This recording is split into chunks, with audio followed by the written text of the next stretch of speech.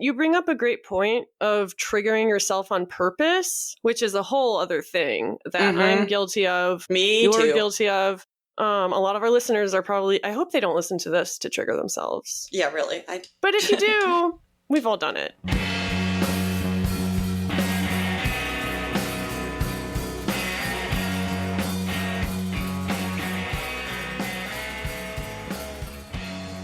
Hello, friends. Hello, friends. And welcome back to Pickles and Vodka, the mental health podcast that does not come with a trigger warning. I'm Christina. And I'm Lauren. And we just got done talking about some changes that we want to make to the podcast. This would normally be an episode where we have a guest, but we have been unsuccessful in snagging guests. Yes. For the millionth time. If you are just considering, if you just feel like, I really want to talk to them, but I am afraid or would feel silly, do not. We need guests. Do not feel silly. Do not talk to us. Right. Thank you. Yeah.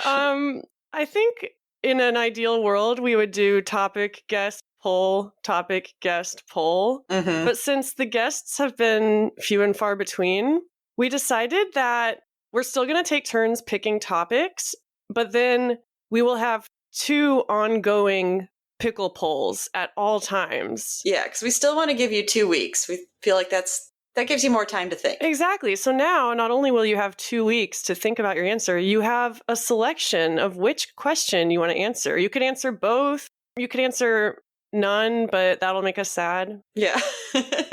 So yeah, today we will be discussing a topic of my choosing. But first, Lauren, Ooh. where are you at?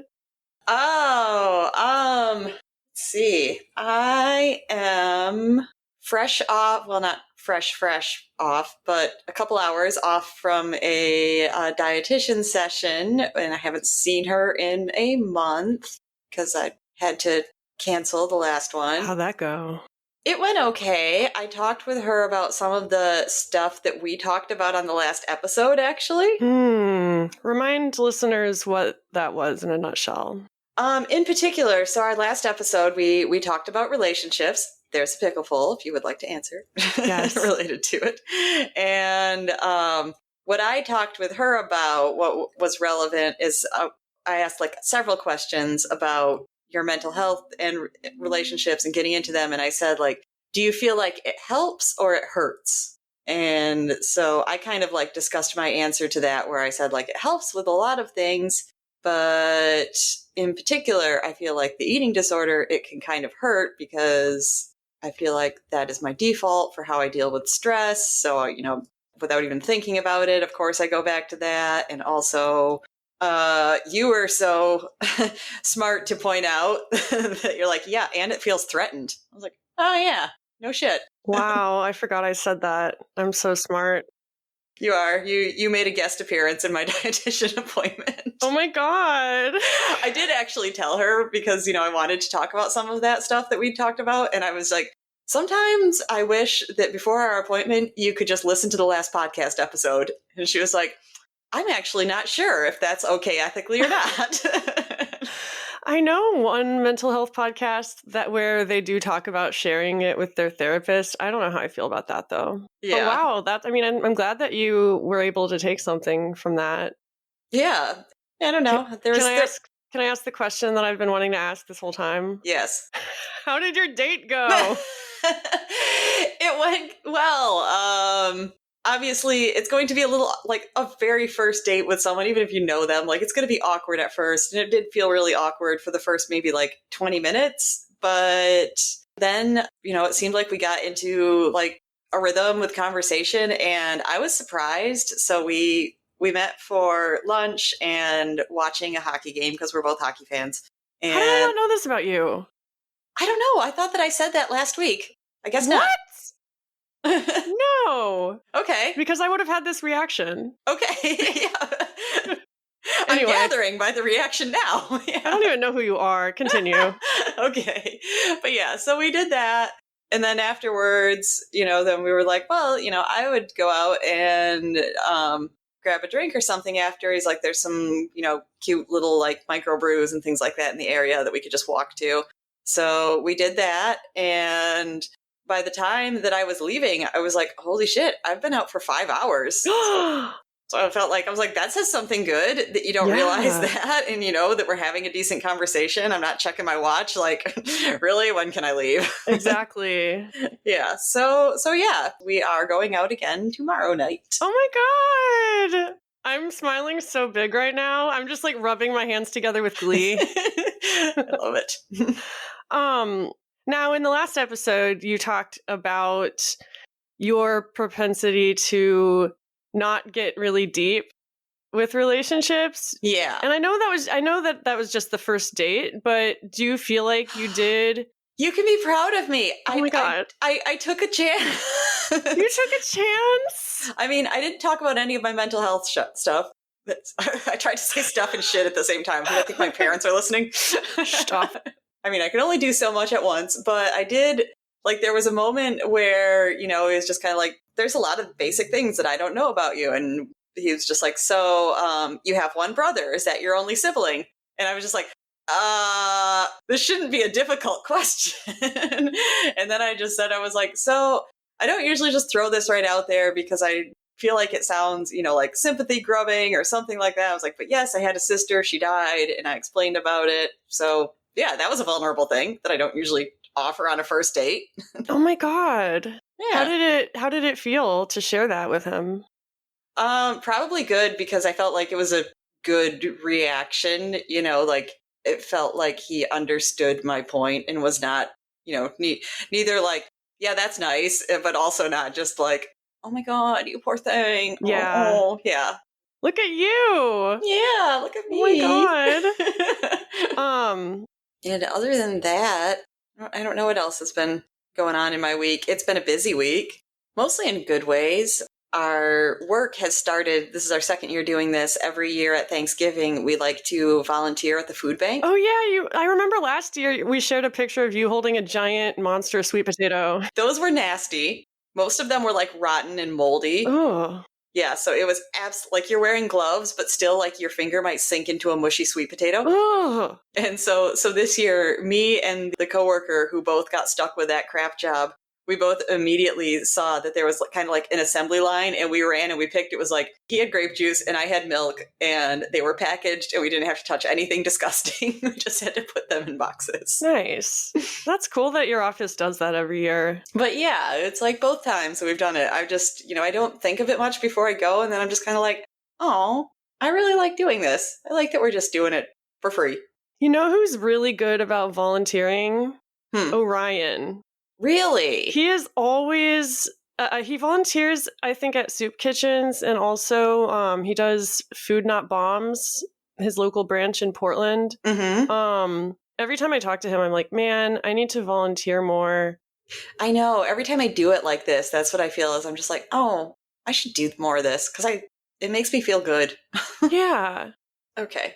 Let's talk about where you at. Where am I at? Well, I cried in therapy this week.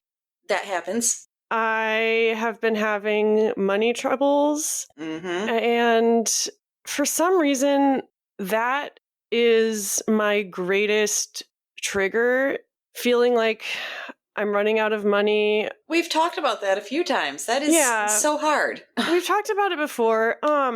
So I have been pretty independent since I was 18 or even earlier. And for the longest time, I have felt uncomfortable if I had anything less than $1,000 in my checkings account. Mm-hmm. And for some people, that might not be a lot, but like for me, that's a big deal. And right now, it's considerably less than that. And it's only temporary because I have my weekend job and I have my new job starting up soon. Right. But it's been making me feel really low, like I'm less than, because I don't have money, which is so ridiculous. And I know I'm not the only one that feels this way. We should do an episode on finances one of these days. We should, because it scares me. I know exactly the feeling that you're talking about is the thing, but it's probably something that I have. The point where Lauren trips over her tongue. luckily, it is something, that I have not had to feel in a long time, especially to that extent. But I mean, you talking about that takes me right back to, I'd say, when I was like 25 and the stupid boyfriend had just broken up with me and I was trying to move different places and get different jobs and just trying to find something, to find some sort of, I don't know, like meaning after that. But in the meantime, I was struggling to live, basically. Yeah. Yeah, the point, like, I remember moving somewhere and having less than that, which made me nervous because, I mean, I had something, I don't know, like $300, $400 in my checking account. I can't remember the whole story because it was so long ago, but through, like, somebody else fucking up, a check of mine got kicked back for non-sufficient funds. Ooh.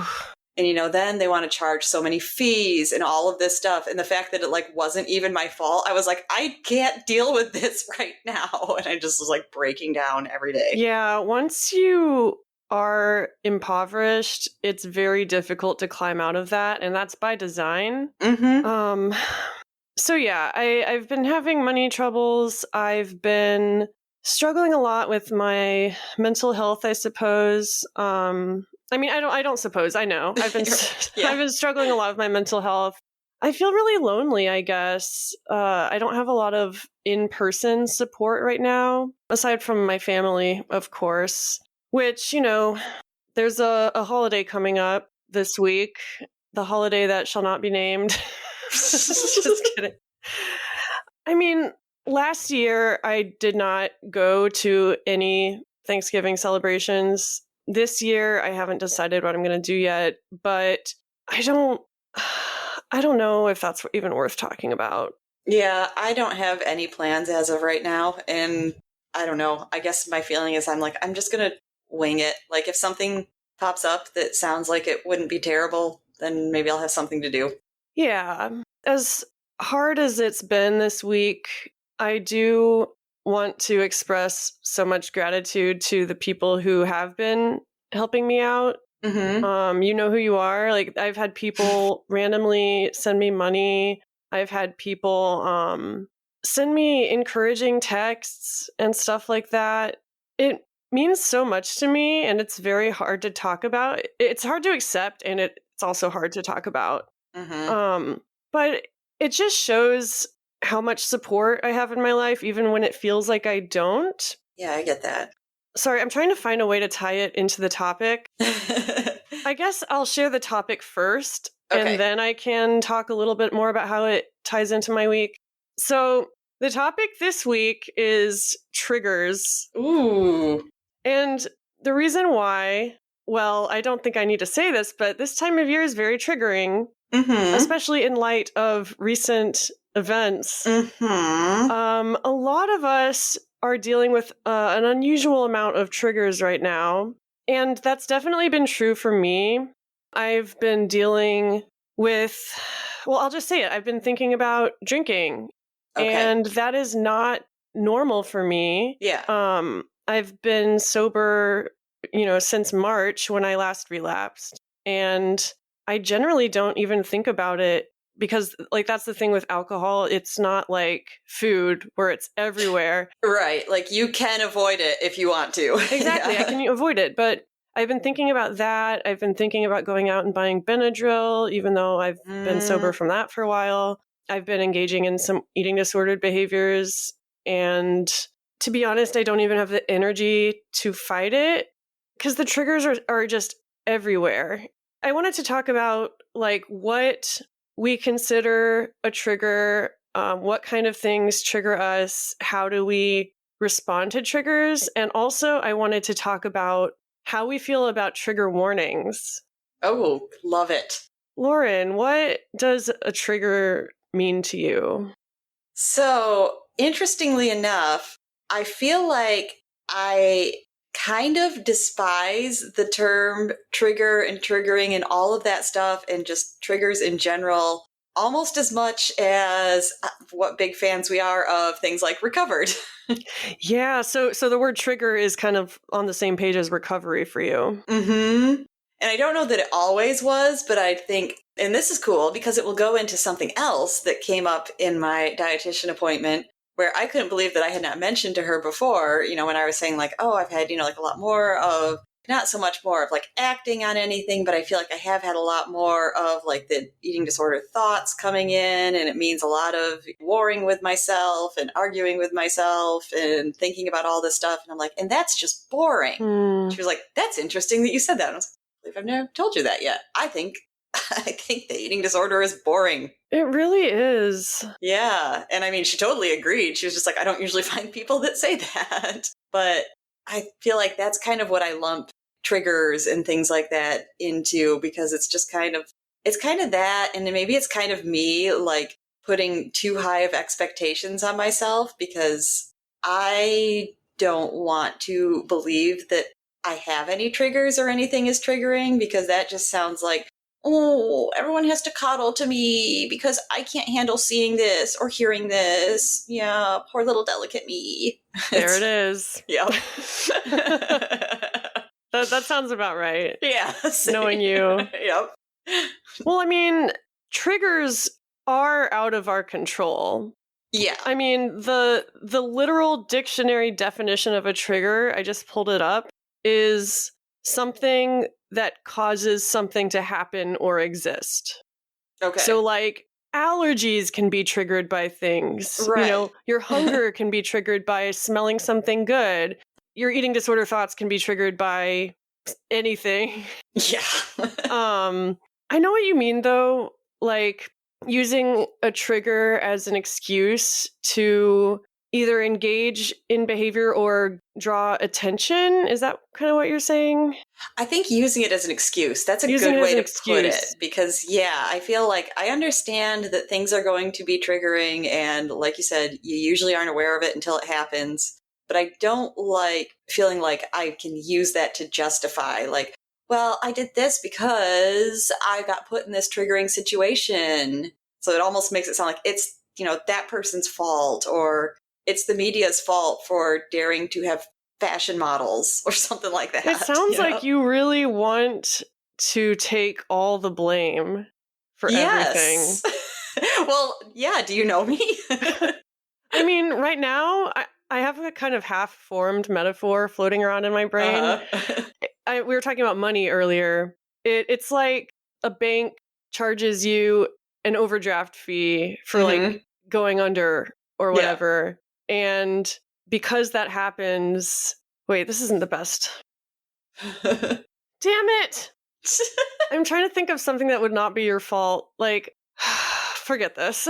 Okay. I don't know where I was going anymore.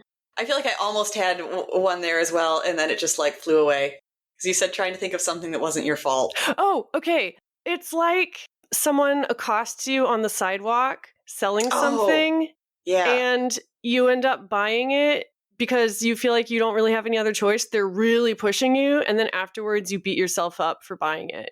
Oh, I went somewhere a lot darker when you started that. Oh, tell me. You said someone accosts you on the sidewalk, and I was like, oh, yeah, that's like if a woman gets attacked and they're like, well, she was asking for it because of the clothes she wore. Like you internalizing that and then believing that. Well, yeah, I mean, that's a classic example. In this case, the trigger could be... literally, the trigger could be someone assaulting you. Yeah. Like, when I had a sexual assault last year, I haven't really talked about it on the podcast, but I relapsed really heavily into my eating disorder after that. And I couldn't have really pinpointed it at the time that was a trigger, or I couldn't explain why it was a trigger. And that's the thing, triggers don't often make sense. Yeah. And in your example, I feel like it's like, I don't know how much of the specifics I know, but I feel like it's similar to something that happened to me in the past, where in both situations, you do feel like, but I'm kind of responsible. And you're not. Sorry, just jumped off my lap. And you are responsible for that. That's true. Not us like getting really serious and then I know, laughing. As soon as that happens, then but yeah, like something that you are not to blame for, because you are never to blame for sexual assault. Like I could say that again. You are never to blame for sexual assault. But yeah, you feel like because of some situation or because of something you did, some sign you maybe gave, you're like, yeah, but it's kind of my fault, but it's not. Yeah.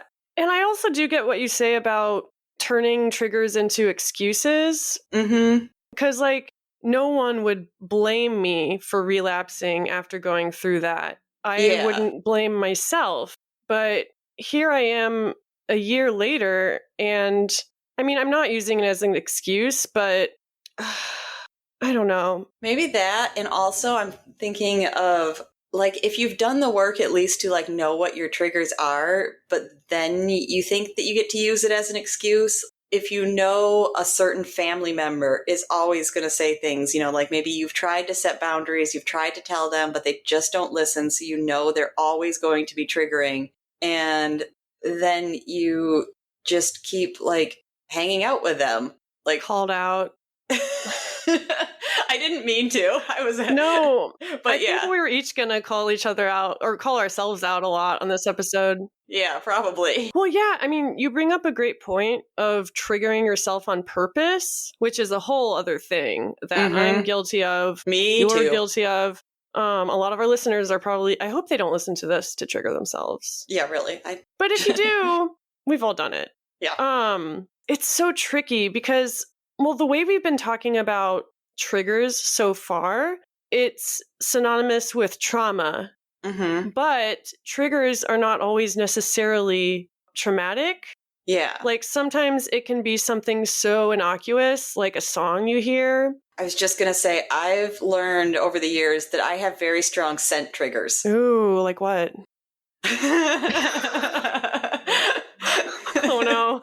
The laughing makes me nervous. So there is a famous singer of a certain amount of renown. I won't say the name mostly because I think it's going to mean nothing to you.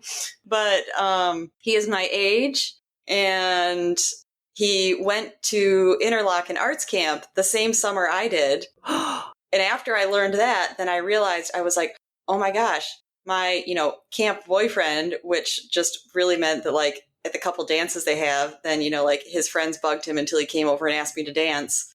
I was like, he fit, like this and was, like physically in many ways could have been this person. And the thing that really got me is I had always known about that camp boyfriend. I was like, oh, I can't remember his name, but I'm 99% positive it starts with this initial. And that guy has the same initial. Oh, wow. I'd rather not find out. It's more fun to joke, about like my camp boyfriend's famous. Yeah, of course. But he always had this scent it was very like clean, soapy sort of scent. And we got this new soap in our work bathroom the other day, and I used it and I smelled it. I was like, oh my God, it took me right back there. It smells like him.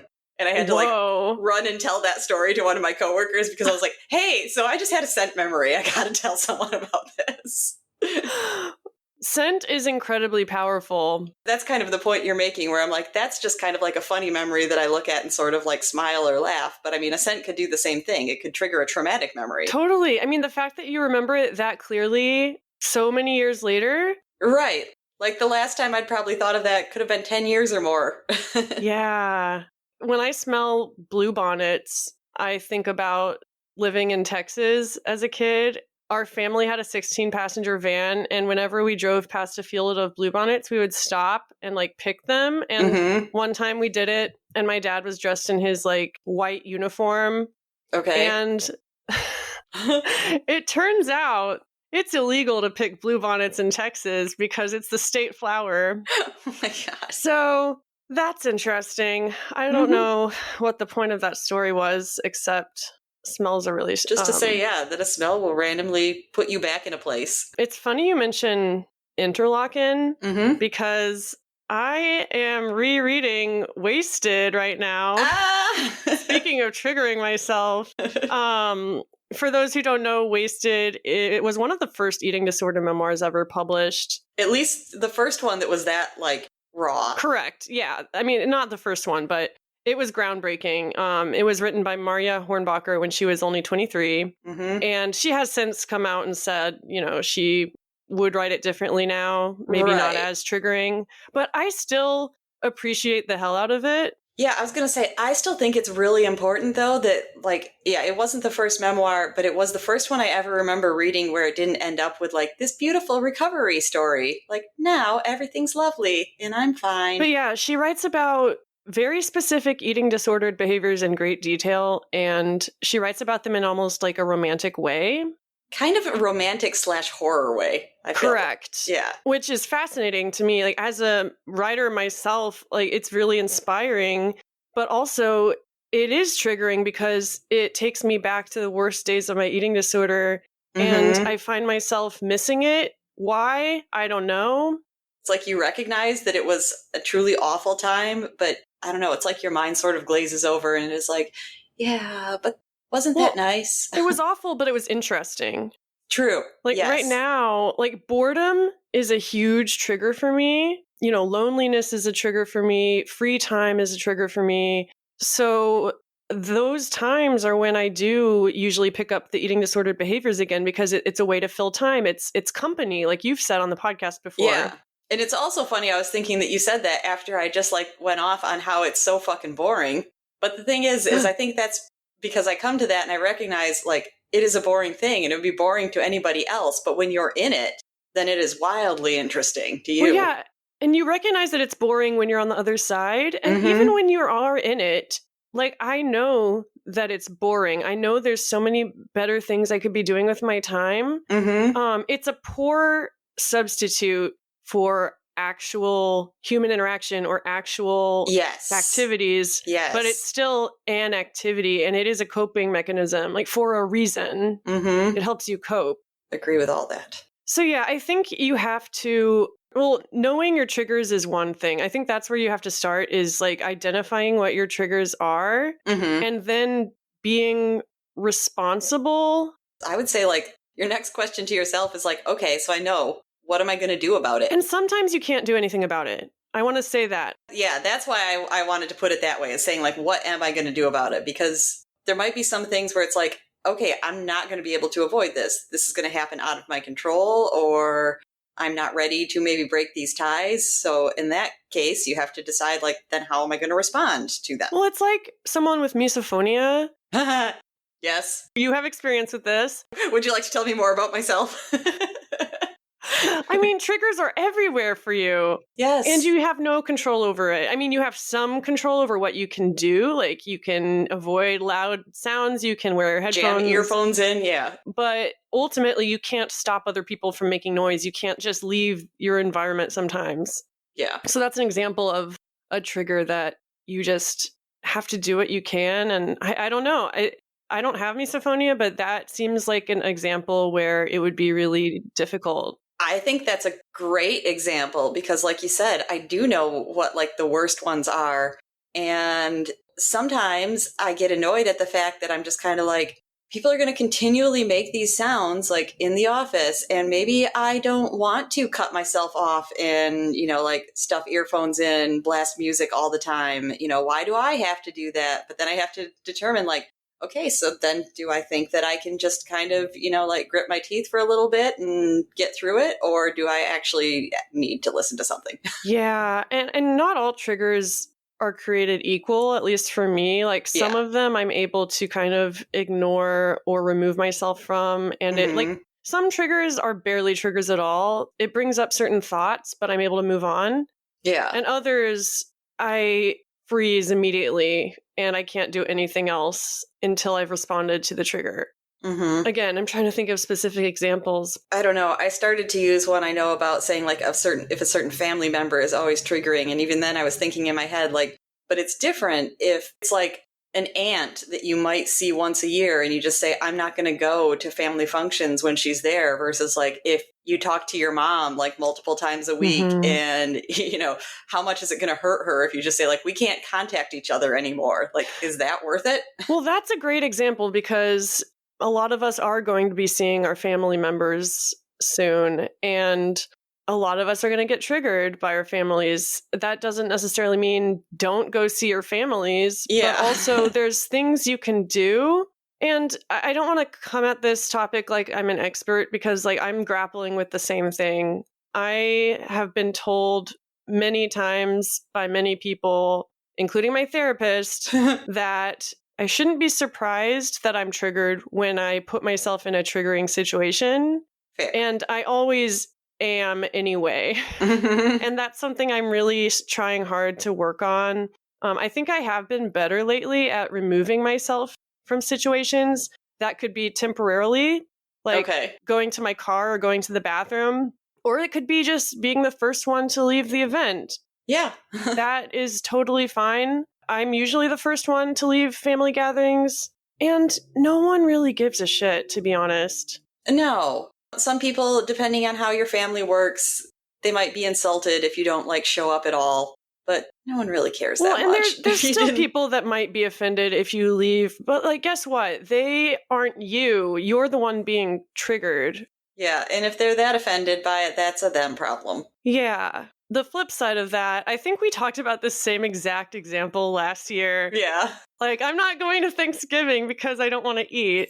Oh, yeah. Like, oh, being around all that food is going to trigger me. Guess I can't go. Like, that is kind of bullshit. For me, someone who has struggled with eating disorders for over a decade, that's kind of bullshit for me to say.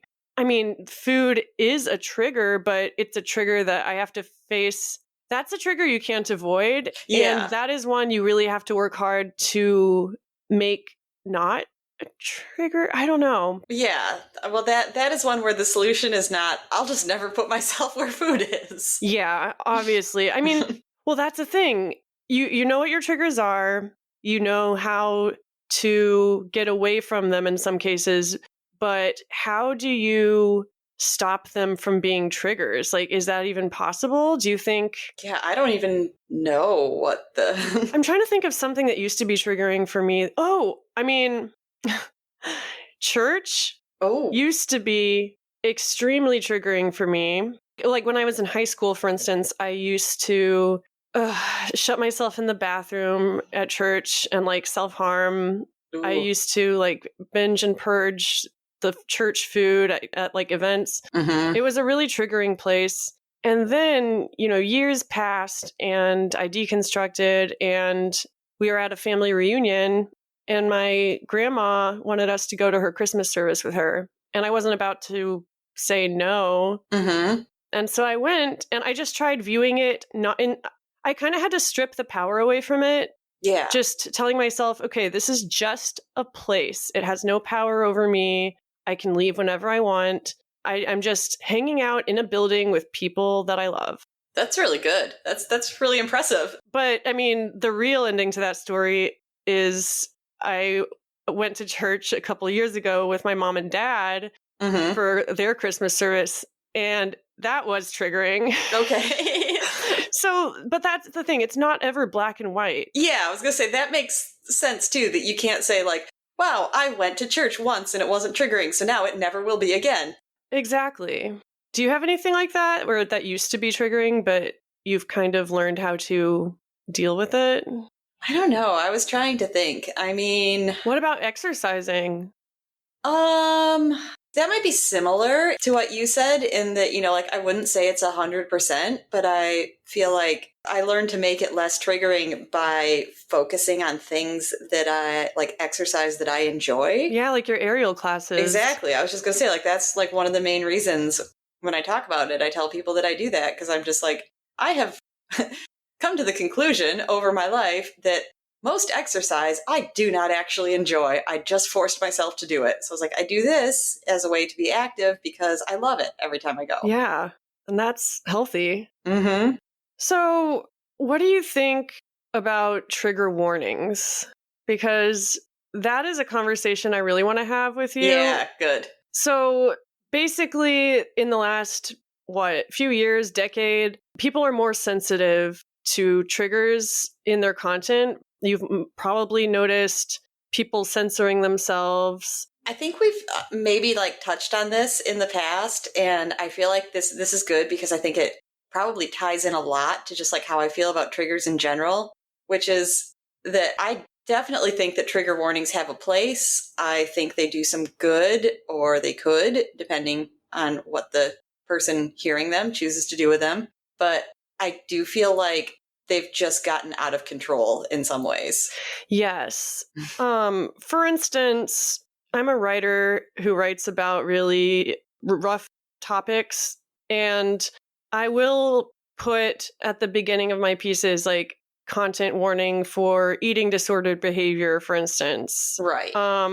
I think that's appropriate. I was just gonna say that's exactly how I feel like they should be used. Is like, I'm aware this is something that could trigger a lot of people. I don't know what anyone's triggers are, but it seems like it has a high potential, and this is the content matter. Do you choose to proceed? Yeah. It's not only respecting my readers, but it's respecting myself too, because if I put a trigger warning, I feel like I'm not going to censor myself as much because Right. they know what they're in for. Mm-hmm. Like I've done my due diligence to use an insurance word. But I also feel like sometimes trigger warnings can take away the desired impact of whatever art form it is. Like, because I think art should be shocking. Art should be upsetting sometimes. Like Wasted, back to Wasted, that's a great example. Yeah. It should be disturbing. It should feel like a horror movie. You know, it should read like horror. And that's really tricky because lots and lots of people have relapsed because of that book. Are you going to blame the author? Yeah. Are you going to blame the person for picking up the book? Or like what? Well, because at the same point, you made that statement, but I don't believe that people relapsed because of the book. I feel like there's something else there, and maybe reading that book could have like added to what was already there. It like gave them permission almost. Yeah, or just like got them thinking about it more or something like that. I'm not sure how exactly I want to word it, but I do feel like I don't believe a book could cause a relapse. That's the thing. I feel like it could encourage one maybe that was already in the process. Yeah, triggers in and of themselves don't necessarily have any power. Like the church example, like that book on its own is just a book about eating disorders. It has no power over you, but you can give it power. Yeah, because I have read it a couple times, and I would say there was different triggering effects depending on when I was reading it and what I knew. I mean, I could have like not even been in a good place reading it, but had so much history and so much knowledge that I knew like, okay, but it's not because I'm reading this book and I'm actually paying more attention to, like you said, like the writing is phenomenal. I mean, yeah. That's something else that stands out when I read that. I'm so fucking impressed that she wrote that in her early 20s. Like, damn. I mean, like I was probably, 19 when I first read it. So I think when I first read it, it didn't strike me as much because it was still just like, oh, this is an adult writing a book. Yeah. Oh, you mean her age didn't strike you? I thought you meant like the content didn't strike you. No. But I mean, like then you pick it up when you're 35 and you're just like, wow, that's an amazing feat for someone that young. Yeah, she talks about her husband at one point, and as a kid, I didn't even blink, but now I'm like, what? Yeah, 23? exactly. She has a husband? You got married as a baby? Craziness. Like, that's the thing that shocks me in that whole book. I agree. That's the most shocking thing. Completely. Oh, man. I'm really, really curious to hear what our listeners have to say about this. I want to know what y'all think about trigger warnings. Like, as a consumer, do you appreciate them? Do they annoy you? Do they help you? Do they make things worse? I want to hear like what you think about triggers in general too. Like, are you angry for them for existing, or do you accept that they exist, or what? I mean, being angry at triggers for existing is like being angry at the universe, because anything and everything can be triggering. But there are some, I mean, and this walks a fine line too, because, there's like, I don't feel like we need too much policing of social media, because I don't think people realize we found ways to trigger each other, outside of social media that were equivalent beforehand. Like that's just kind of like the hot button issue right now. But at the same time, starving 14-year-olds shouldn't be able to post everything on Instagram. Yeah, social media is kind of like Trigger Express, but it's not Trigger Central. Yeah. If that makes sense. I like that. Trigger Central. Trigger Express, but not Trigger Central. I mean, it is what you make it. Like, that's the thing. Triggers are so different for everybody. What triggers me might not trigger you, and vice versa. And I think it's important to be aware of other people's triggers, but also you can't protect someone from every single trigger out there. Right. I find that really difficult when I'm hanging out with friends I know also struggle with eating disorders. I find myself trying to protect them to the extent that I never try to protect myself. Exactly. Me too. Yeah. And it's like they know themselves better than I do. They are choosing to put themselves in this situation. And I'm hoping that if they can't handle this situation, then they'll let me know. Again, that comes across as kind of victim blamey. It is a really fine line. It also just comes across as pointing out how we don't have the same sort of take care mentality towards ourselves. Yeah, like maybe I'm okay with myself being triggered all the time, but like if it's a friend, I'm like, okay, what can we do to remove this trigger? If it happens to me, then I'm like, okay, well, those things happen. You got to deal with it. If it happens to someone else, then I'm like, oh God, I feel so guilty. Exactly. It's like, I was going to make a podcast example, but I'm not going to do that. We're already meta enough. Yeah. I think that we do a good job on our podcast. I feel like we handle it, again, just how I want. If it is something, a particularly triggering conversation, we put a warning. Exactly. Proceed at your own risk. But I don't feel like we censor ourselves. Yeah, because then it's at some point, if you're so worried about triggering other people that you suppress yourself and you don't get your message across, then what's the point? Yeah. I mean, sometimes, oh man, this could be a contentious thing to say. I think sometimes people need to be triggered. This, I think, makes sense. Go with it. Well, I'm thinking of politics, again, because we're fresh off the election. That is a good example. Yeah, like some things are so upsetting, they should trigger you because they're not okay. Yeah, you can't, like, go so far to protect everyone that it's like, we just want everyone to think the world is rosy and lovely, because it's not.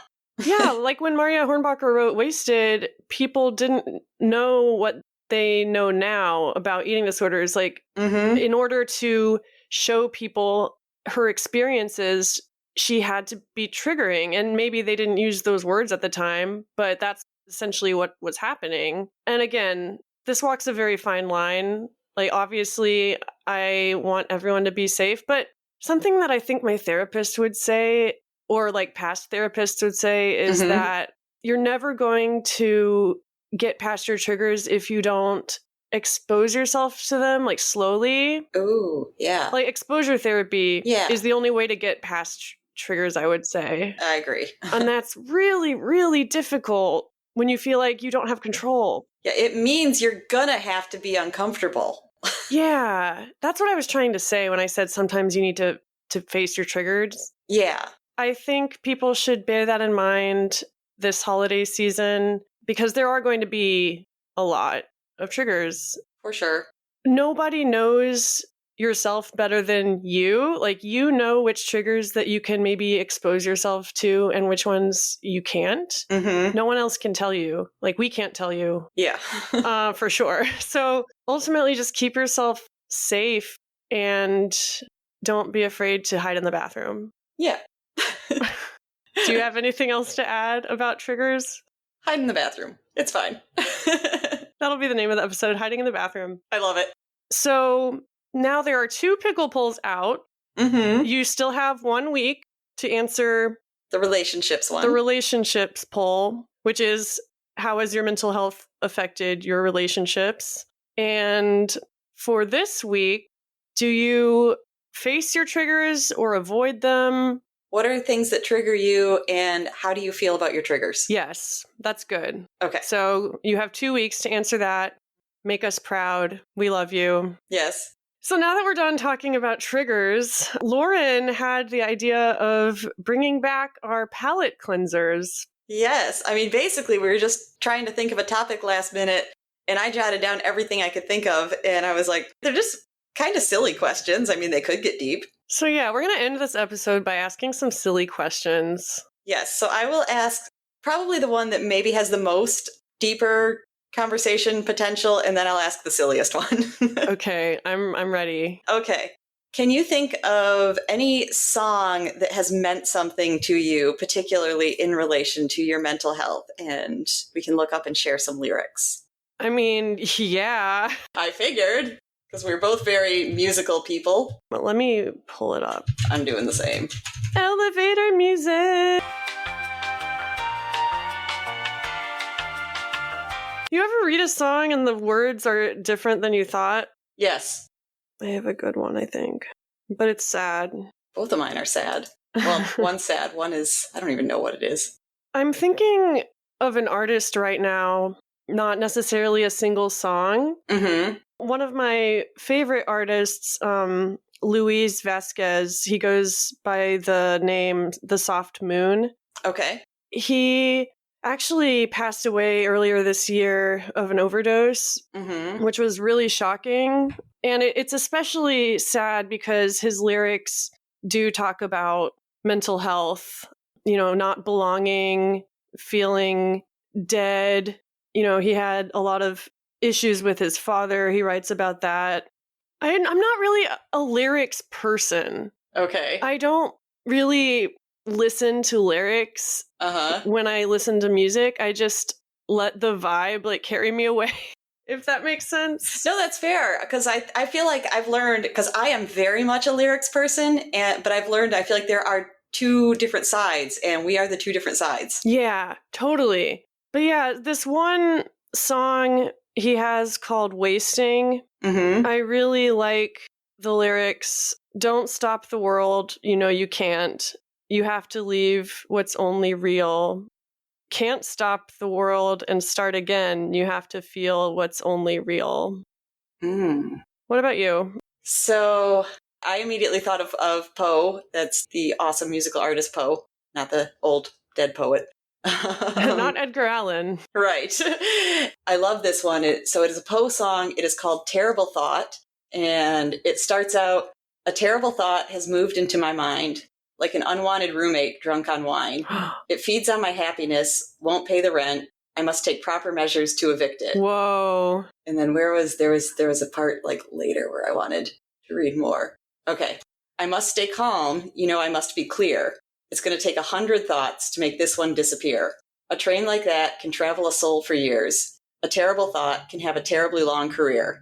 What minds have you shredded? I bet they regret it.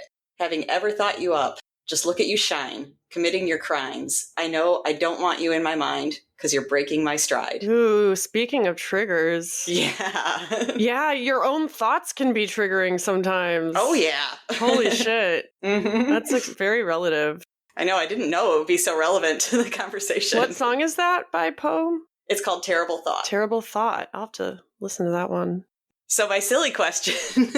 Yeah, let's get silly. How would we give each other makeovers? I have not thought about this beforehand or tried not to, so we'd be on the same playing field. Ooh, I don't know. But I can go first because I have at least one idea. Okay, shoot. Okay, first of all, I think that you are meant to have pink hair. I would not take away the pink hair. Good, because I have pink hair. But I want you to do something totally different and unexpected. And since this is a dream makeover, so never mind that the upkeep would be hell. Okay. I want you to do an ombre where it starts pink and then fades into your natural color. So it looks like pink is my natural color, and I just ombre it into light brown. Oh, so the opposite of what it is right now with my roots growing out. Yes.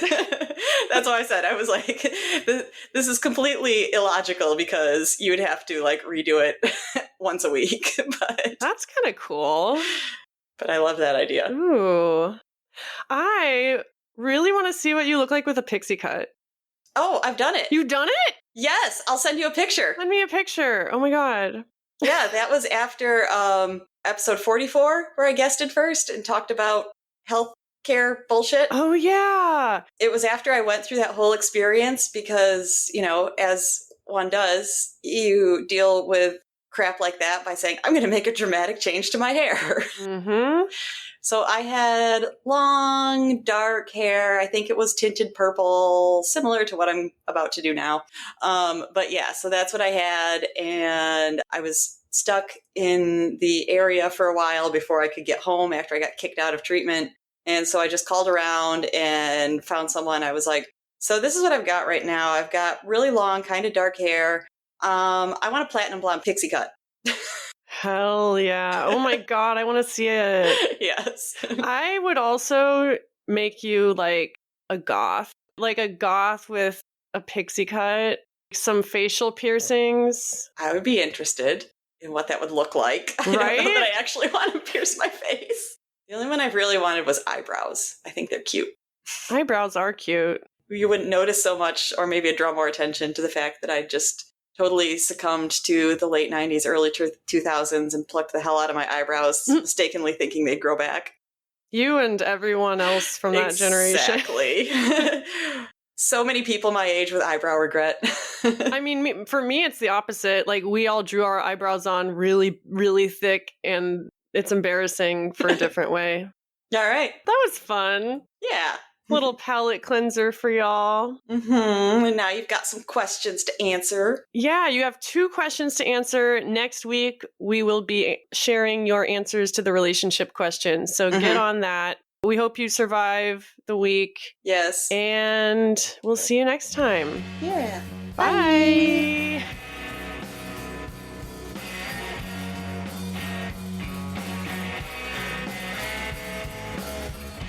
If you like what you heard, don't forget to tell a friend about our podcast. You can direct them to picklesandvodka.substack.com, where they can find our entire archive and also get access to our chat.